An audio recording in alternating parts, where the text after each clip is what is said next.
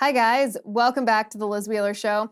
Speaker of the House Kevin McCarthy made good on his promise. He made this promise before he was elected Speaker that he would release the 14,000 hours of footage that the Capitol Police had, that they had surveilled. They had videotaped the Capitol on January 6th. McCarthy made a promise before he was elected Speaker that he would release this. Nancy Pelosi in the past, as Speaker, had refused to release it.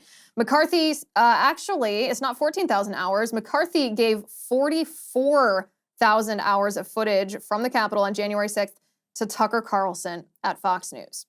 Tucker Carlson says his team of producers is combing through it, and we can expect sometime next week for his team and his show to start releasing the footage that they have found.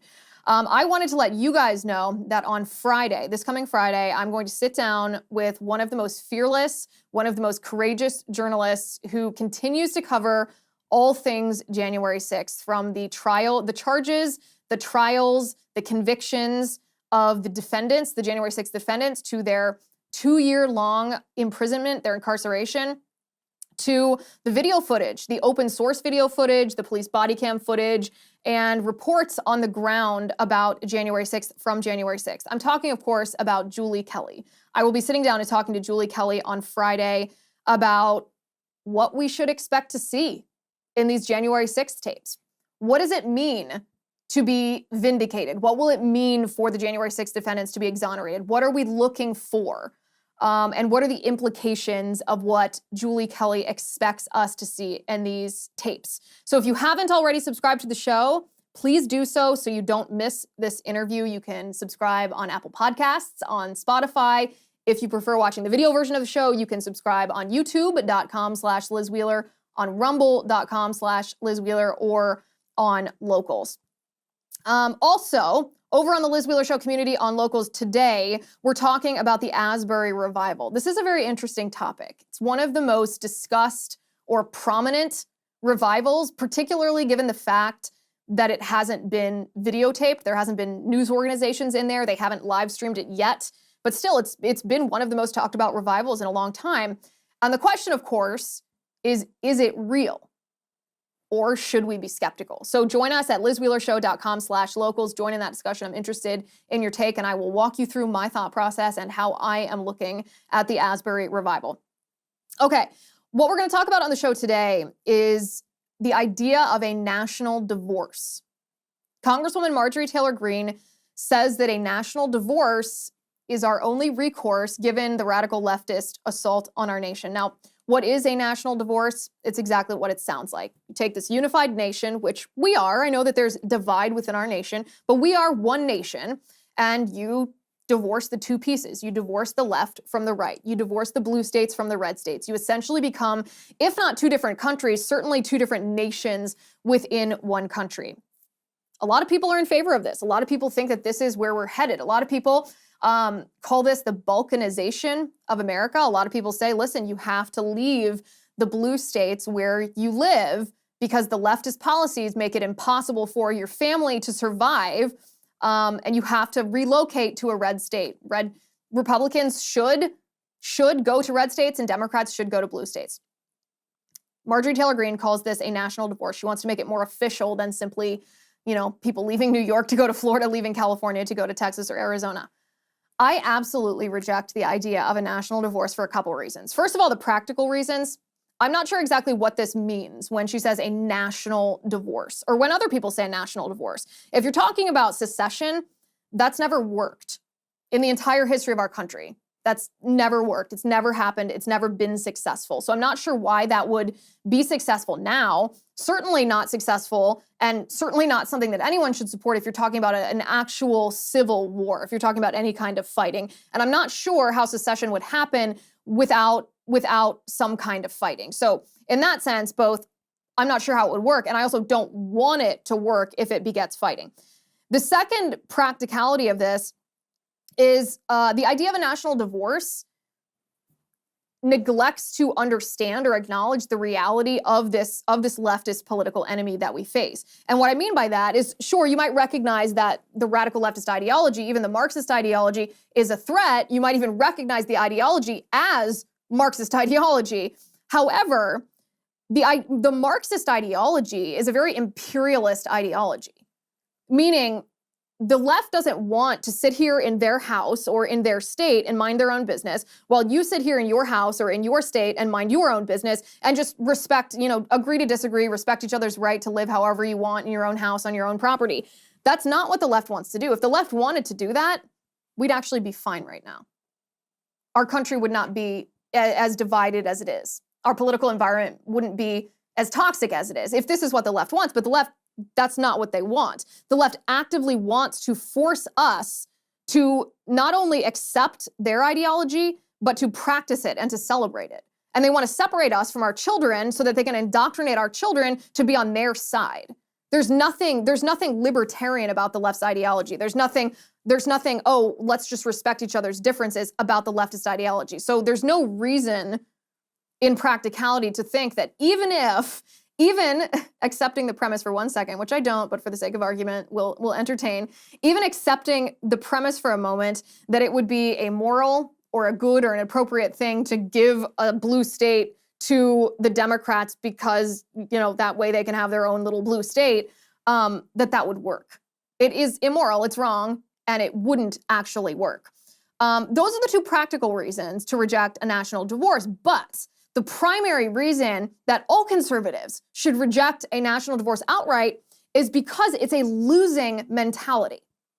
It's the opposite of how you fight against Marxism. And I want to walk through exactly what I mean in the show today. So let's get to it.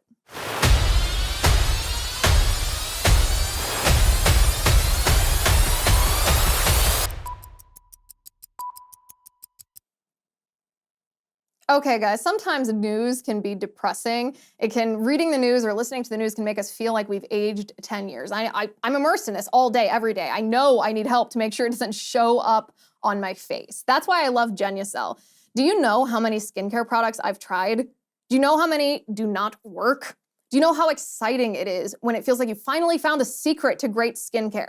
I'm not the only one who feels this way about Genucel. Let me read you a note sent to me from a woman named Mary who lives in North Carolina. Mary writes, "My husband and I both noticed that our skin is softer and smoother after having used the Genucel products faithfully for a few weeks. Our skin looks brighter, our wrinkles look softer and less noticeable, and the bags under my eyes are less visible. So happy. Best of all, they're easy to use and apply even for my husband." My friends, Genucel products target all of your problem areas: dark spots, skin redness, bags under the eye, even a sagging jawline. Genucel works for men and women of all skin types, and right now, Genucel's most popular package includes their new probiotic extract moisturizer for visibly healthier, more youthful-looking skin, absolutely free with every most popular package order. Just go to Genucel.com/Liz. That's Genucel.com/Liz for surprise savings at checkout. For limited time, any subscription order includes a free beauty box plus free shipping. That's Genucel.com/Liz, Genucel.com/Liz. Okay, so let me read to you Marjorie Taylor Greene's tweet. This is what she says. She says, quote, "We need a national divorce. We need to separate by red states and blue states and shrink the federal government. Everyone I talk to says this. From the sick and disgusting woke culture issues shoved down our throats to the Democrats' traitorous America Last policies, we are done." Now, I'd first like to say, I understand where Marjorie Taylor Greene is coming from. I understand this emotion. I understand this frustration. I understand this fear. I understand what it feels like. We all do, right? To stand here and look at the eyes of the beast, to look at Marxism so close to us that we can feel its breath on our face. I understand what that feels like. I understand the desperation that comes with that feeling, the hopelessness of looking at our government institutions and our cultural institutions and seeing that they've all been captured, that our government institutions are run not by our members of Congress, our elected representatives, but by the administrative state. And our cultural institutions, like the family and like the education system and like the medical industry, are all compromised by radical leftist ideology. And it doesn't feel like any accountability happens, even when we see wrongdoing happening before our very eyes. And our families are under attack. Our children are the target of the left. The left is trying to indoctrinate our kids with critical race theory, with queer theory, with wokeism that is poison. And the scariest part of all is that it's working. we see a generation, Gen Z, we see a generation of children who are falling prey to this Marxist assault. So I get what Marjorie Taylor Greene is feeling. I totally get it. We all are feeling the same feeling, but our response to the provocation of the left needs to be better. Our response to the provocation of the left cannot be exactly what the left wants us to do. And the left wants the Republican Party and the conservative movement to call for a national divorce. This is exactly what the left wants.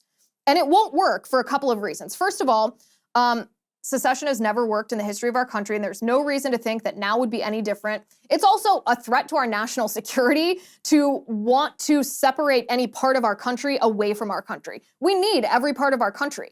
Every part of our geography is valuable, and we shouldn't want to give that away just because we don't like the politicians who are running the state or the territory or the city or the town or the county where these woke policies are happening. That's not the right answer.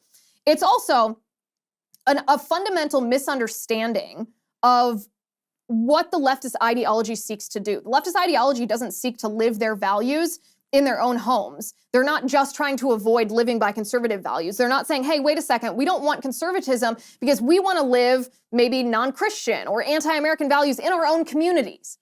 That's not what the left wants. The left is imperialist. They want to export their ideology into our nation at large, force us under threat of social ostracization or sometimes legal prohibition under penalty of the law to comply with their radical leftist ideology, and they want to separate our children from us to indoctrinate our children.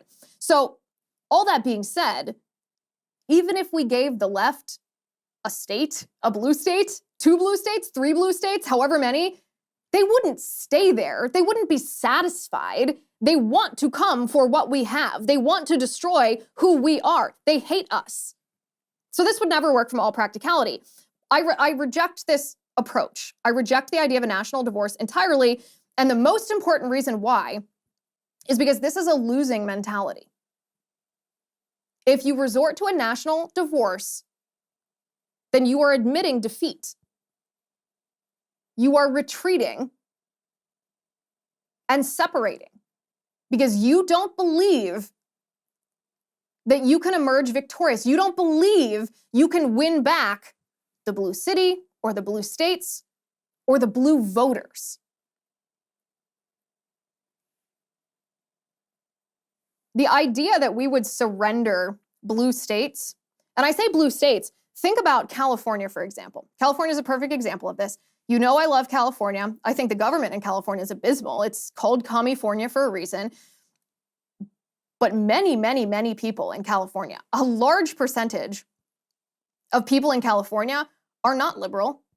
And I'm not just talking about radical leftists. Like, there are Republicans, conservatives in California. But the reason that the government is entirely leftist is because the concentrated cities, San Diego, to a lesser extent, Los Angeles, Sacramento, San Francisco, these are concentrated urban centers that are concentrated with leftists. So their votes and the sheer concentration of those people in those cities end up driving the outcome of the elections at the state level. And so they elect radical leftists, but these radical leftists don't just have control of leftist voters. These radical leftist politicians also impact all of the conservatives and Republicans in the state of California. So the idea of surrendering the state of California to the left just because the politicians in charge of California are leftists, you are actually giving people on our side to the wolves. You're giving millions of conservatives to Marxists because you can't figure out a strategy to overtake them in elections and win those seats in government. I find that to be outright immoral. Because it's not just this vague idea of geography and states, which is impractical and bad enough. It's people that you're sacrificing because you don't think that you can win. It also doesn't work.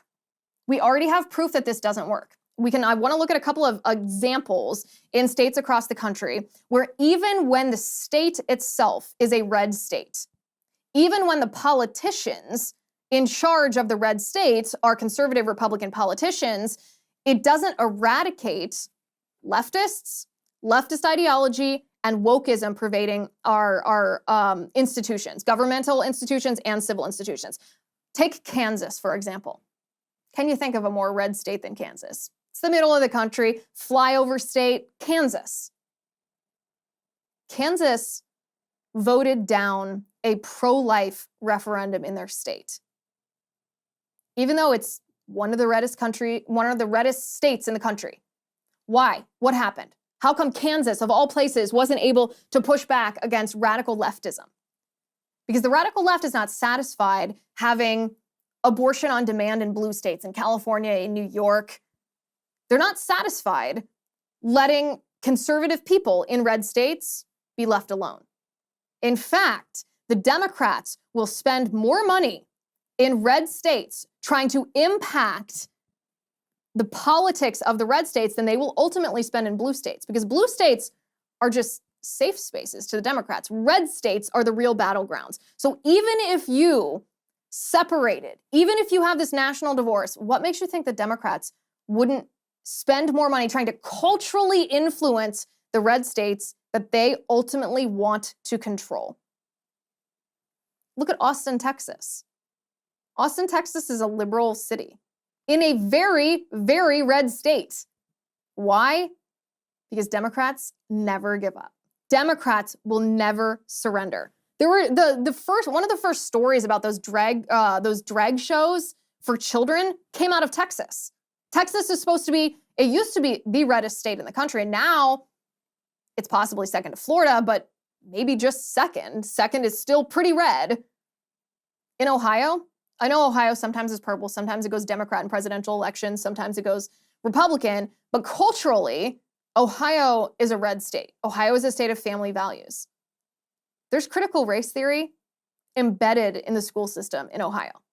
Democrats never give up. All of this is to say, I reject the idea of a national divorce. Blue states, by the way, don't always stay blue. Red states don't always stay red. But if we engage with the idea of a national divorce, we are sentencing blue states and the people in the blue states to be blue forever. When we've seen how many times that states can change. Swing states aren't always swing states. Red states aren't always solid red states. Blue states aren't always solid blue states. I refuse to take part in this. What we need to do instead, and this is what some conservatives I think are missing the point, what Marjorie Taylor Greene is missing. We don't need a national divorce. That wouldn't solve our problem. What we need is a solution. We need a strategy for actually fighting back against the radical leftist ideology. And so I'd like to present some examples and some ideas of how we can effectively fight back and entirely reject. I'm on the same page with Marjorie Taylor Greene when it comes to entirely rejecting the neo-Marxist ideology, this radical leftist ideology. But we can't just do it with a bombastic tweet. We have to do it in a very shrewd, very strategic, an unwavering way. So we're going to talk about that in just a second. But first, I want to talk to you about 4 Patriots. Experts were writing as recently as last July that a food shortage could be coming here to the United States. This is terrifying to me. When I think about myself, my family, my child, my daughter, nobody wants to think that we will have lack of food. Now, this is because drought, inflation, and particularly new political policies are pushing America's food supply near its breaking point. It's why survival food is more important than ever to me and my family. I highly encourage you to create your own stockpile of the best-selling 4 Patriots survival food kits. It's not ordinary food. We're talking good for 25 years, super survival food. The food kits are compact, they're sturdy, they're water resistant, and they stack easily for easy storage. They have different breakfasts, lunches, dinners, and you can make all these meals, by the way, in less than 20 minutes. It's super easy. Anybody can do it. You just add boiling water, you simmer, and you serve. And right now, you can go to 4patriots.com and use code Liz to get 10% off your first purchase on anything in the store. Just go to 4patriots.com and use code Liz to get 10% off. That's 4patriots.com, code Liz, to start building your own stockpile today. So what we need, instead of a national divorce, is we need accountability. And like I said before, I understand the emotion behind this recent advocacy for a national divorce. We feel the radical left is threatening our very livelihoods, our countries, our families, and ourselves. We feel desperate because we don't feel like we have recourse. We don't feel like we have hope. We do, though.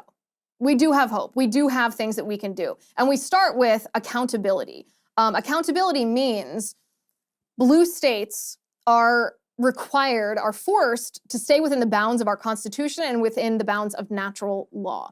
That if a leftist wants to live according to principles that you and I find to be immoral, as long as they're not violating someone else's rights, they have a right to do that, but they're not allowed to impose that on their state. That's a core principle on which our nation was founded. So what does accountability for some of these key issues look like? I'd like to suggest a couple of ideas. So President Joe Biden visited Ukraine for President's Day instead of staying here in the United States, instead of visiting East Palestine, Ohio, where they had the largest industrial disaster, environmental disaster, probably in U.S. history. Biden went to visit Ukraine. He went to visit Kyiv. He pledged while he was there to give $500 million more than the $50 billion of our taxpayer money that Biden and Congress have already given to Zelensky, the biggest hoax of 2022. It seems like he's perpetuating that in 2023 as well.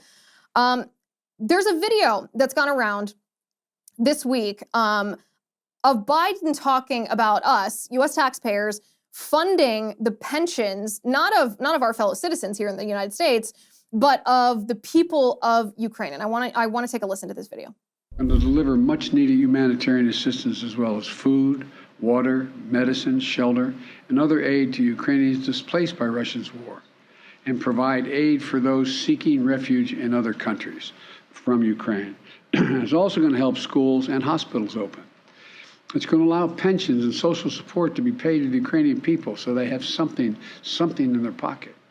It's also going to provide critical resources to address food shortages around the globe. So funnily enough, that video is not from this week. It's not from recently. It's actually from a year ago.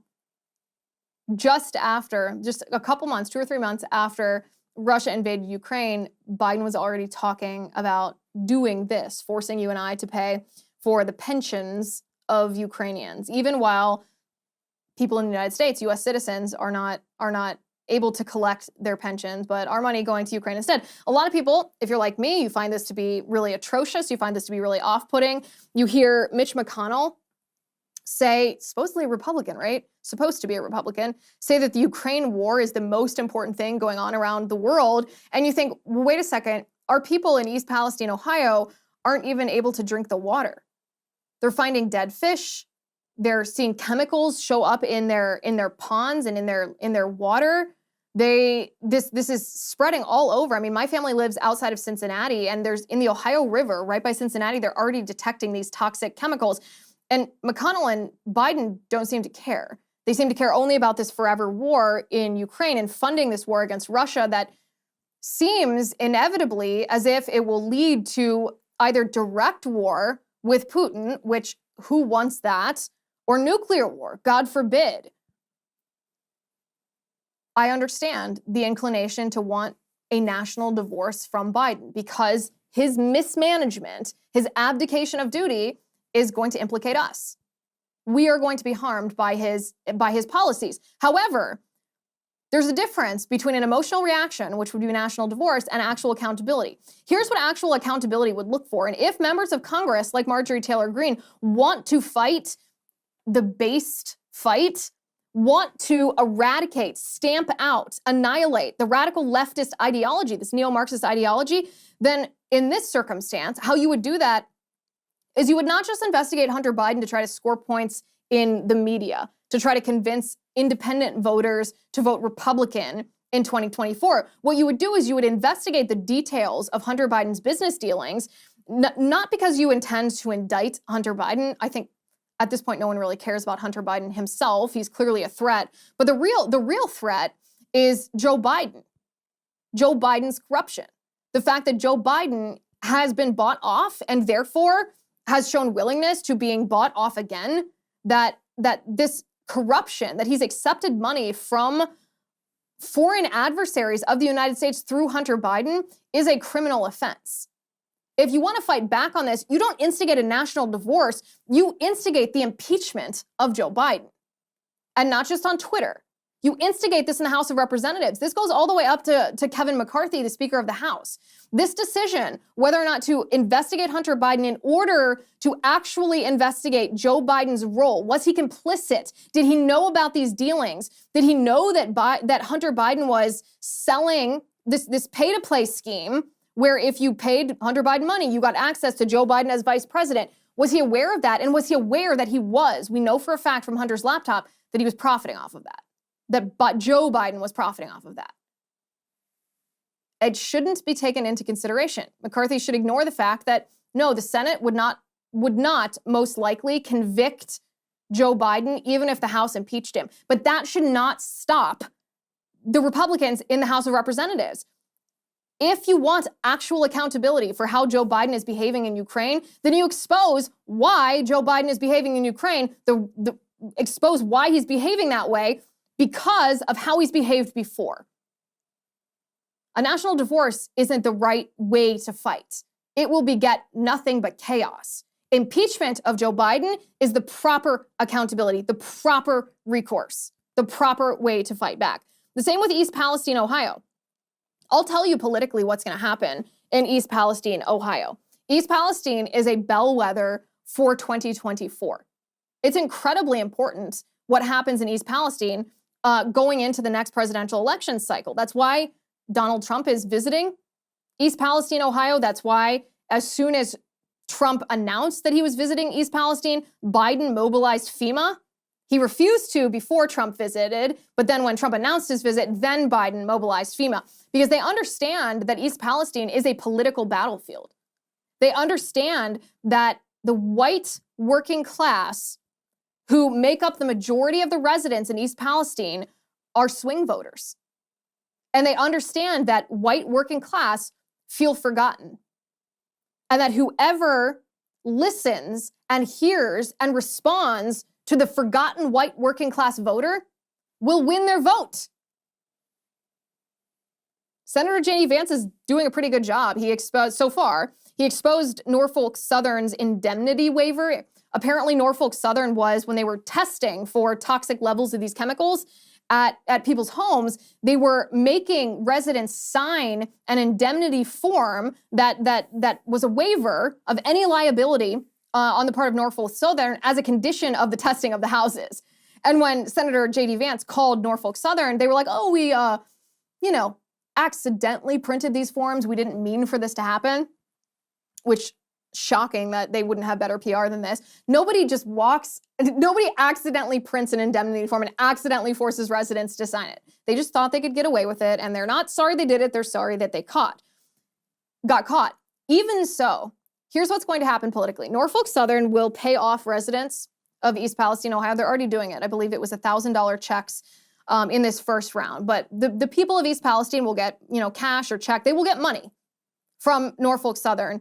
How much, ultimately, I don't know, but it won't have to be a terribly large amount because it's a white working class town. Thousands of dollars is a lot of money for white working class voters. And so when they have money in hand, people will forget.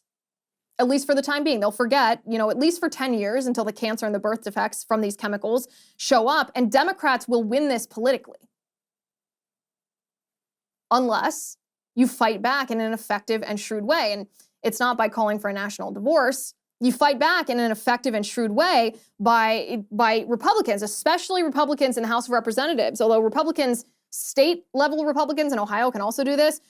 Republicans must go scorched earth and dig into who is responsible. Who's responsible at Norfolk Southern for unsafe practices that lead to broken axles that weren't noticed before these tanker cars carried toxic chemicals that can literally harm and kill people? Who's responsible at the Department of Transportation for this response? If there is not, and I'm not talking about tweets. Like, tweets are great to expose an issue, but when you are an elected representative, your job is not just to tweet.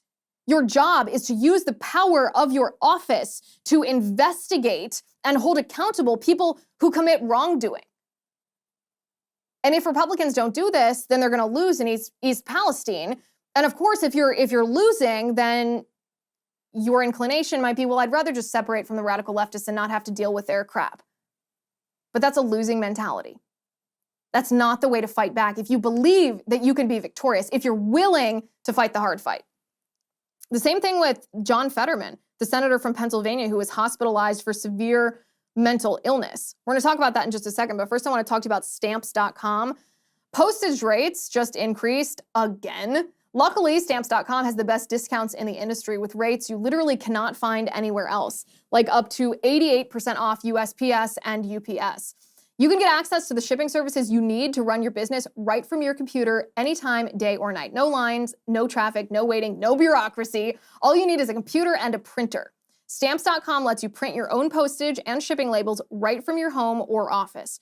It's ready to go in minutes. They even send you a free scale, so you'll have everything you need to get started. Set your business up for success when you get started with Stamps.com today. Sign up with promo code Liz for a special offer that includes a 4-week trial plus free postage and a free digital scale. No long-term commitments or contracts. Just go to Stamps.com. There's a microphone at the top of the page. Click that and enter code Liz. That's Stamps.com. Click the microphone at the top of the page and enter code Liz. Stamps.com, code Liz. You'll be glad you did. Okay, so Senator John Fetterman, I feel bad for the man personally. He's undergoing inpatient care at Walter Reed Medical Center for clinical depression. I can't imagine that this would mean anything other than suicidal ideation. A United States senator wouldn't undergo inpatient care for a matter of weeks unless he was wanting to kill himself. And I feel an incredible amount of compassion for him. I feel extremely sad for him. I pray for him and I wish him well. But it makes you wonder, how did this man become a U.S. senator? How was he and his wife and his handlers, those in his campaign, and Democrats at the national level, how were they able to hide the reality of what John Fetterman had suffered, meaning the extent of the damage that he suffered from his stroke? How were they able to hide that? How was he able to defeat even a candidate that sucked like Dr. Oz, given what he is and what he can't do, what he's capable of, that he's a severely disabled individual? How was he able to win? The answer to that is not a national divorce. The answer to that is not writing off Pennsylvania. It's not kicking Pennsylvania voters to the curb. The answer to that, and YouTube's probably not gonna let me say this, so we might have to bleep this out. The answer to that, hey guys, I regret to inform you that this section is censored thanks to the YouTube overlords and our effort not to get permanently booted from YouTube after getting a strike and getting demonetized. You can head over to Rumble or Locals though. This content is available for free on both Rumble and Locals. You can catch the full uncensored episode there. I'll see you over there.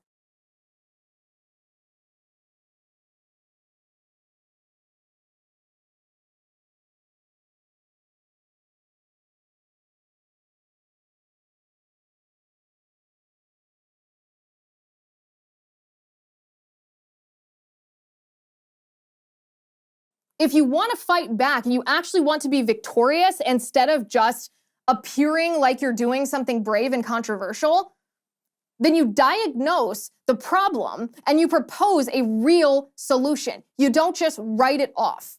Writing it off, even if you're doing it loudly, is just another way to brush something under the rug. It's a next generation Republican squishes who don't want to fight that culture war. You have to fight the uncomfortable battles or we're not going to win in our country.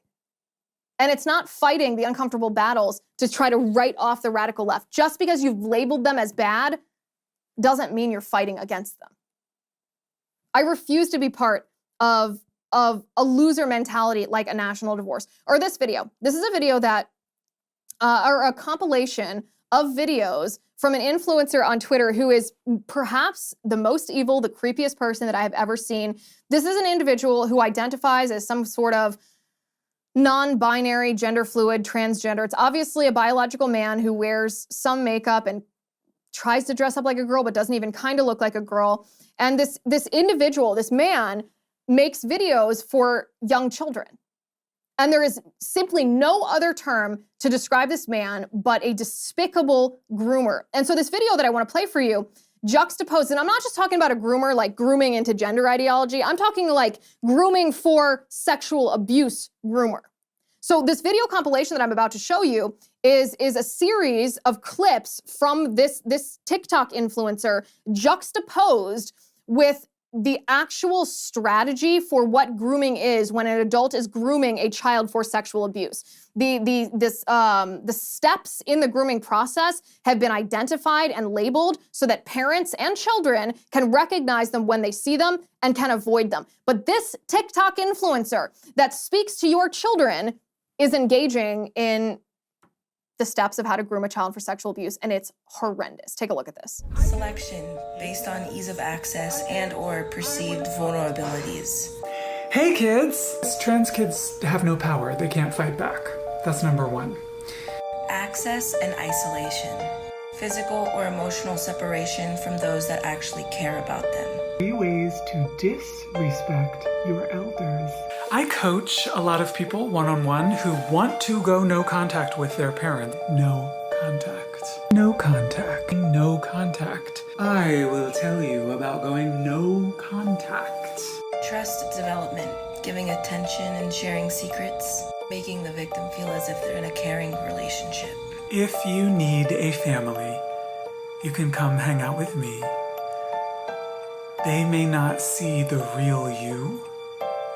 Your parents screwed up. It's okay to say so. That's why I made a Patreon. How are you doing? I care about you.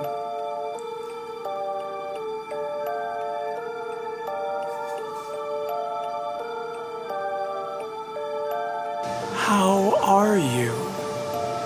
Are you okay?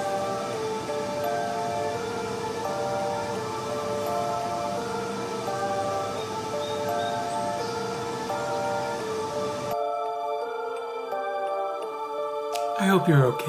And of course you can't forget the desensitization to sexual topics. Here are 3 reasons why sex is difficult for you. And lastly, attempts to make this behavior seem normal. Do you remember this video? I was a controversy. But the right wing, the far right in the United States went absolutely over the edge. It is completely unsurprising and tragic that TikTok allows this type of behavior and on its platform. Makes you sick to your stomach, doesn't it? I get the creepy crawlies just watching that. It makes me so angry. Almost angry enough to call for a national divorce. Because how else can we separate ourselves from the predators who are targeting our children? But calling for a national divorce wouldn't work. It wouldn't be effective. There is an effective way to fight back against this. And it's to hold big tech's feet to the fire, to outright ban TikTok. Members of Congress like Marjorie Taylor Greene can easily bring to the floor a piece of legislation that would ban TikTok in the United States. TikTok is not just an app where predators, child sex predators, groom children. It is that, but it's also a Chinese information warfare operation. And it's effective. It's working. It's poisoning the minds of our children. It's causing our nation to grow closer and closer to crumbling from within, which is what the Chinese Communist Party wants. We don't have to allow that to happen. We don't have to simply say, I reject this and I don't want this. I don't want to be part of a country or a blue state or a blue city that has anything to do with this. We can put a stop to it if we actually commit to fighting the fight and not just identifying what we're fighting against. Identifying what we're fighting against is only the first step, but we have to fight the fight. The same thing, Joe Biden's administration, well, Joe Biden, I suppose, issued an executive order recently called Executive Order on Further Advancing Racial Equity and Support for Undeserved Communities Throughout the Federal Government. What this is essentially is Joe Biden codifying DEI into the administrative state, into the federal government. And many people condemn this because it's wrong. They say, oh, it's tokenism. You shouldn't be hiring someone or not hiring someone based on an immutable characteristic like race. And that is, of course, true. That's, of course, accurate. However, that's not the only reason to reject this, nor is it the proper way to fight back against this. The proper way to fight back against this is not a national divorce. It's not to balkanize, to have red states and blue states, and if you're a red family in a blue state to leave, if you're a blue family in a red state to leave. No, that's not the proper thing to do. The proper thing to do here is to expose exactly what the Biden administration is doing, meaning what the consequences are, what the implications are, what the damage is from a DEI policy, and to show people how it's harming them. And then, and this is a follow-up to what we talked about yesterday, to stop being so nice about it. So let me show you what I'm talking about. Karine Jean-Pierre, the press secretary for the Biden administration, bragged from the podium in the press briefing room about the Biden administration being the most diverse administration ever. Take a look. And we are proud that through our work with members of Congress and stakeholders, we've made the most diverse administration that ever, not even in modern politics, but ever. But what does that mean? A lot of conservatives and Republicans are afraid to sit here and say that's not a good thing because they're afraid of being accused of being racist. They're afraid of being accused of being a white supremacist, of being a white nationalist, and there's no such thing. Saying that it is not a bragging point to be the most diverse administration ever because there is no inherent morality in diversity, no inherent benefit begot of tokenism, is something that we should be saying. Diversity, equity, and inclusion is not diversity of thought. It's not equality. It's not inclusion of different viewpoints. It's the opposite. In the eyes of the Biden administration, DEI, diversity, equity, and inclusion, is just the principles of critical race theory. Diversity is racism. It's discriminating against certain people based on the color of their skin. Equity is not equality. Equity is socialism. Equity chooses winners and losers. It's everyone having the same outcome, not the same opportunity. It's authoritarianism. And inclusion is religious persecution because they don't mean including everyone's viewpoint. They mean you being forced to celebrate, usually, the radical LGBTQ agenda. And the implications of this on a cultural level are devastating. They're actually harmful. Look at this New York Times headline. It's called "The End of the All-Male, All-White Cockpit." It says airlines are struggling to find enough pilots and to diversify a profession that has been very resistant to change. When you get on an airplane, would you feel more confident in the safety of yourself and your family if you know that a pilot, doesn't matter what the pilot looks like, whether it's a boy or a girl, whether this person is black or white or brown, would you feel more confident knowing that this person has passed rigorous training standards, or would you feel more confident and safer knowing that this was a black person who was hired just because they're black, or a woman hired just because she's a woman? I know what your answer is. It's the same answer that we all answer. And it's not racist to say that because that's not a commentary on women. It's not a commentary on black people. It's a commentary on hiring people who are qualified for the position, not looking at them and say, I like the way you look because you look a certain way, you have certain characteristics that I like, therefore I'm going to let you fly the plane. In Connecticut, in the state of Connecticut, there's a bill. It's called Bill 818 that's proposing reparations to black people for slavery. What this means is that people who never had slaves are going to be forced by the government to give their money to people who were never slaves. That's socialism. It's authoritarianism. It's unjust. It's unfair. This is harmful to people's lives. The Department of Defense. Look at this picture from the Department of Defense. They tweeted about this. They bragged about hosting a DEI summit at the Department of Defense. The mission of the Department of Defense is to create a warfighting machine in the U.S. military. It's to win wars and kill people. That's what the Department of Defense is about, to protect the homeland, our national security.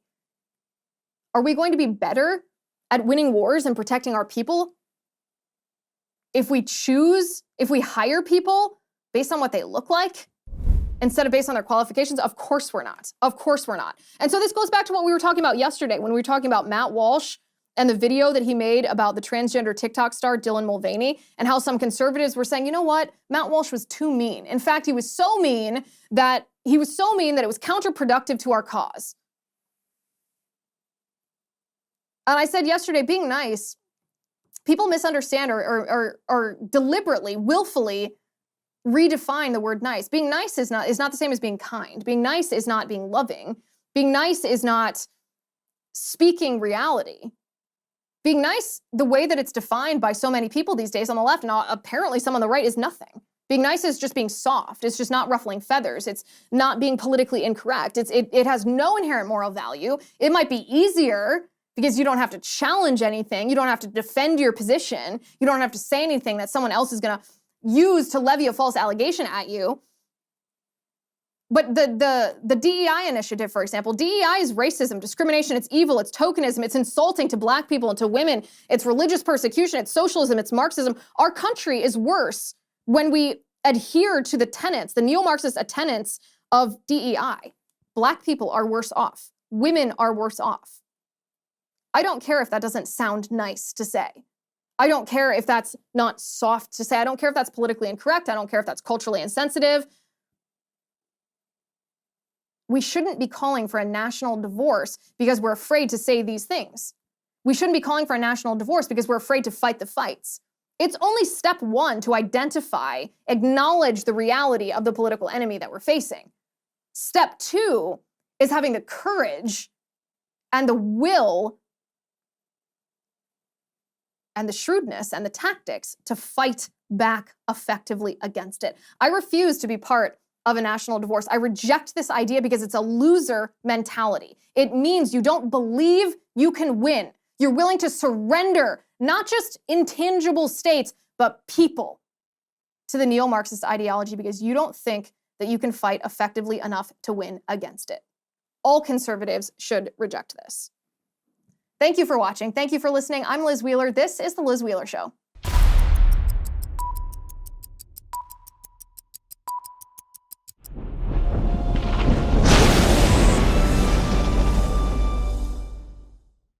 If you haven't already, give this video a thumbs up, hit the subscribe button below, and ring the bell to make sure you never miss a video.